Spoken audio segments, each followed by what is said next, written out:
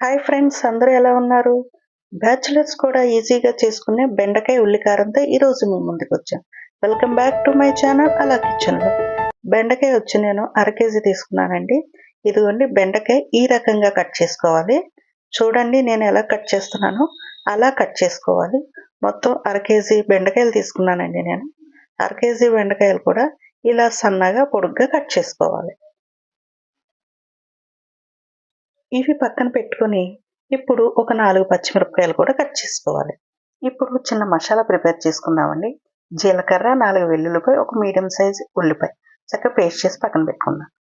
పాన్లో 4 చెంచాలు ఆయిల్ వేసుకుని ఆయిల్ వేడైన తర్వాత పోపు దినుసులు, ఎండుమిర్చి, కరివేపాకు కాస్త వేగిన తర్వాత మనం కట్ చేసి ఉంచుకున్న బెండకాయ ముక్కలను వేసుకోవాలి.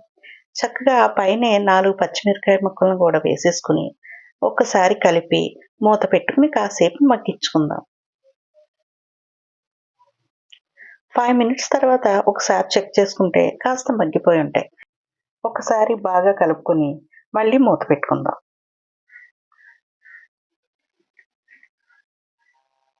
ఒక 10 సెకండ్స్కి మళ్ళీ ఒకసారి మూత తీసి చూస్తే చక్కగా ఫ్రై అయి ఉంటాయండి.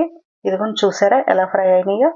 ఇప్పుడు మనం రుచికి సరిపడా ఉప్పు, చిటికెడు పసుపు వేసి ఒక్కసారి కలుపుకొని ఇప్పుడు మనం ఇంకా మూత పెట్టాల్సిన అవసరం లేదండి. చక్కగా కలుపుకొని మనం మిక్సీ పట్టి ఉంచుకున్న ఉల్లిపాయ ముద్దని ఇప్పుడు వేసేసుకోవాలి. ఒక్కసారి చక్కగా ముక్కలన్నిటికి పట్టేంత వరకు కలుపుకొని కాసేపు మగ్గించుకుందామండి. ఒక 5 మినిట్స్కి ఇలా మగ్గిపోతుంది. ఈ కర్రీ కొంచెం ముద్దగానే ఉంటుందండి.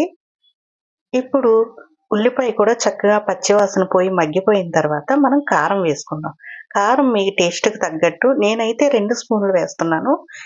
కారం తక్కువ తినేవాళ్ళు ఒక అర స్పూన్ తగ్గించుకోండి.